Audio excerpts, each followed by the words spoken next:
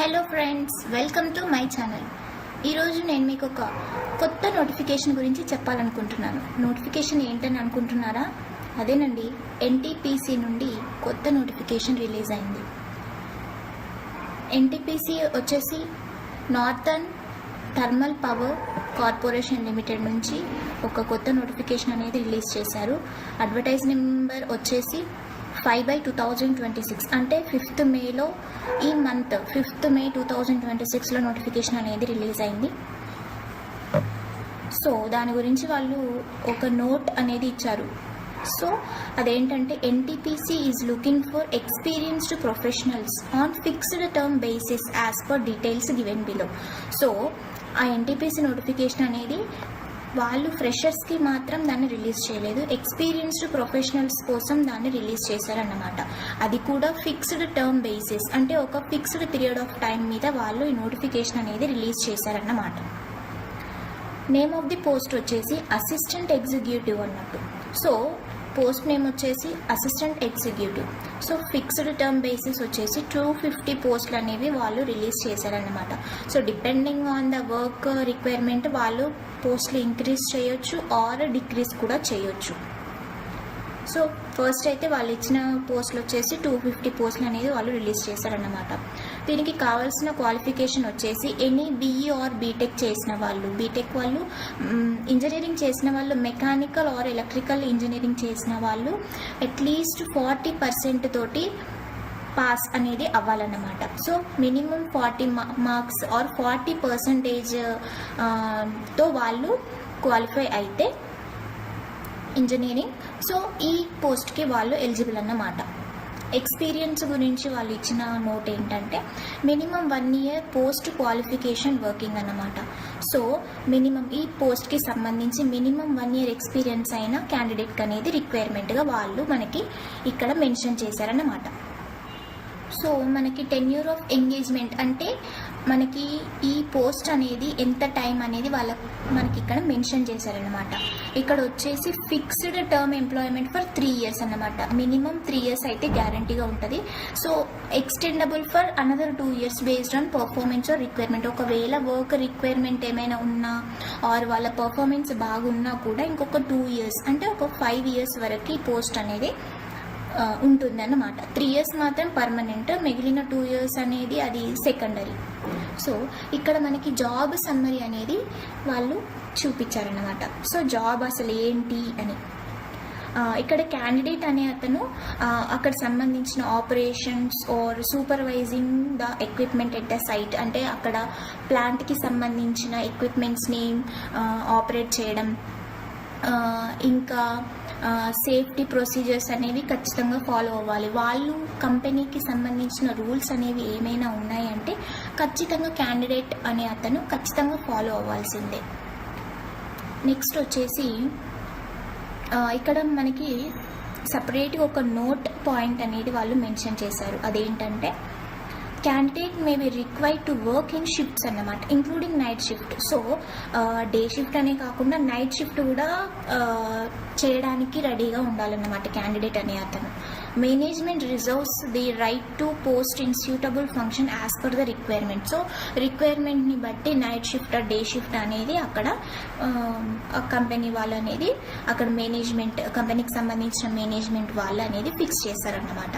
So the job is transferable between any of the plans of NTPC. So NTPC plans అనేవి ఎక్కడైతే ఉన్నాయో అక్కడికి క్యాండిడేట్ని వాళ్ళు ట్రాన్స్ఫర్ చేసేదానికి కూడా ముందే వాళ్ళు మెన్షన్ చేశారు. సో ఇవన్నిటికీ ఓకే అనుకున్న తర్వాతనే మీరు అప్లికేషన్ ఫామ్ అనేది ఫిల్ చేయండి.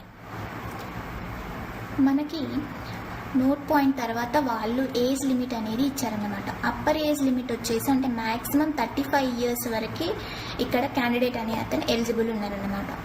ఎందుకంటే ఎన్టీపీసీ అనేది పవర్ ప్లాంట్ కాబట్టి, సో థర్మల్ పవర్ ప్లాంట్ కాబట్టి ఒక ఏజ్ వరకు అనేది హెల్త్ కండిషన్స్ అనేవి బాగుంటాయి. So after some age maybe body support చేయకపోవడం, సో అది మెయిన్ రీజన్ తీసుకొని వాళ్ళు maximum age 35 years, more than 35 years అనేది వాళ్ళు అలౌ చేయట్లేదు. సో మ్యాక్స్ 35 years వరకు వాళ్ళు అలౌ చేస్తున్నారన్నమాట.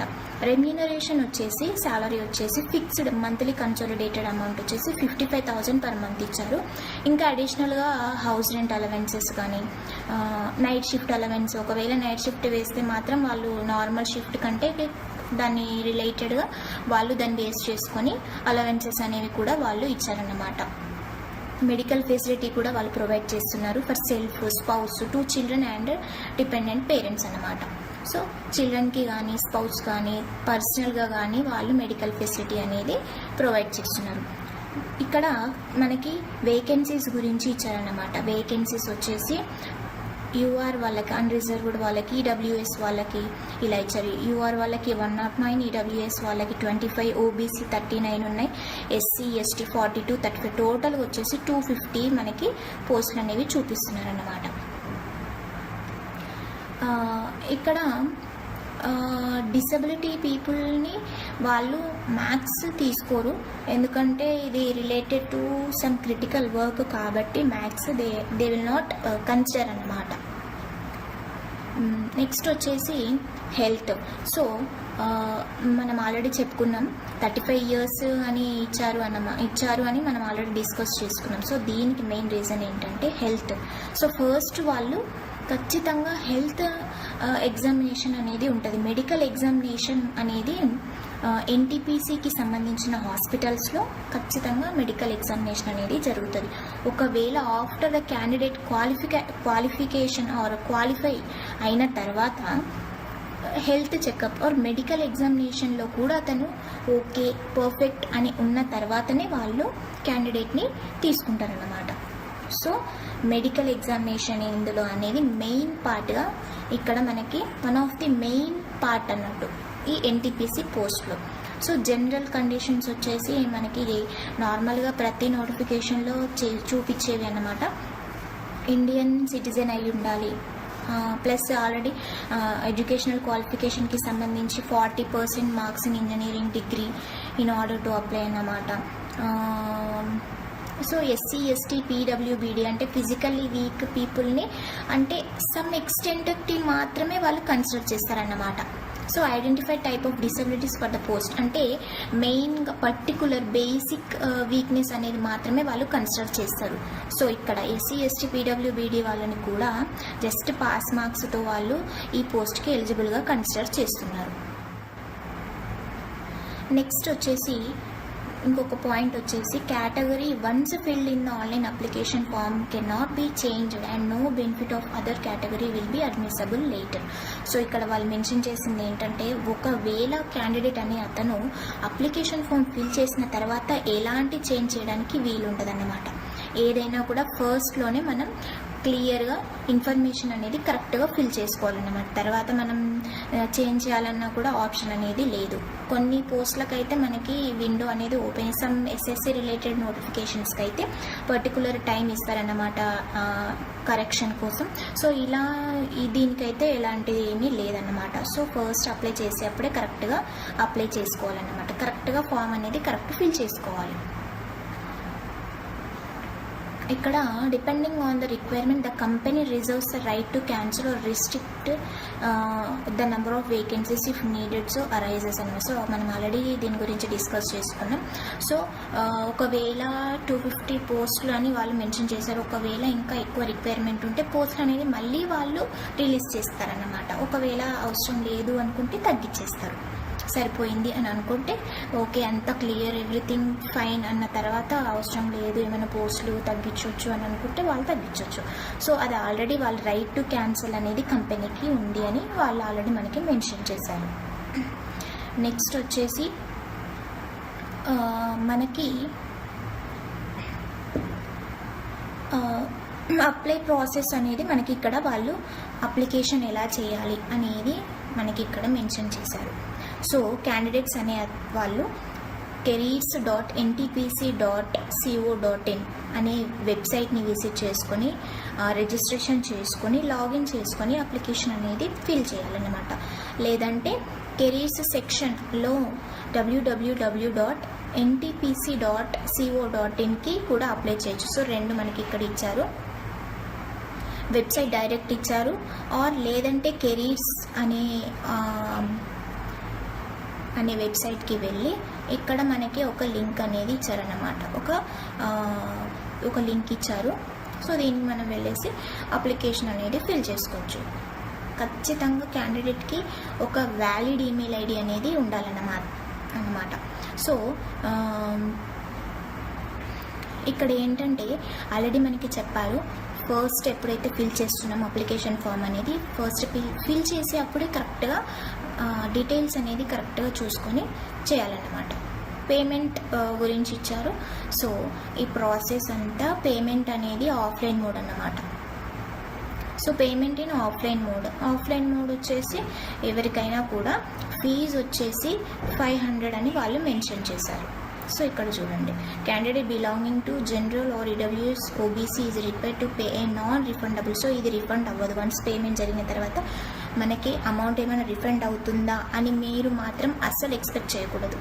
500 మినిమం ఖచ్చితంగా 500 పే చేయాల్సి వస్తుంది. ఎస్సీ ఎస్టీ పీడబ్ల్యూబీడీ ex service men category and female క్యాండిడేట్స్కి ఎలాంటి అప్లికేషన్ ఫీ లేదు. సో వాళ్ళు ఎగ్జెంప్ట్ అయ్యారన్నమాట ఫీ నుంచి.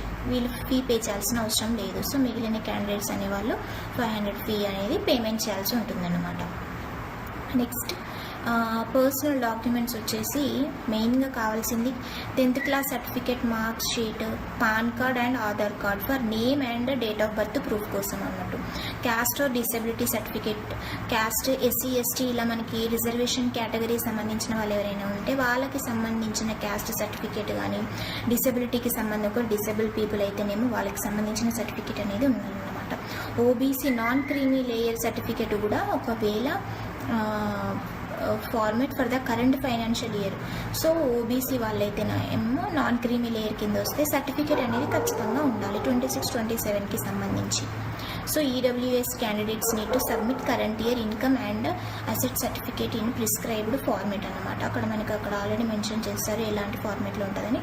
సో అలా ఈడబ్ల్యూఎస్ వాళ్ళు చేయాలి. డిసెబిలిటీ సర్టిఫికేట్, ఒక డిసెబిలిటీ పీపుల్ ఎవరైనా ఉంటే వాళ్ళు డిసెబిలిటీకి సంబంధించిన సర్టిఫికేట్ అనేది వాళ్ళు సబ్మిట్ చేయాలి.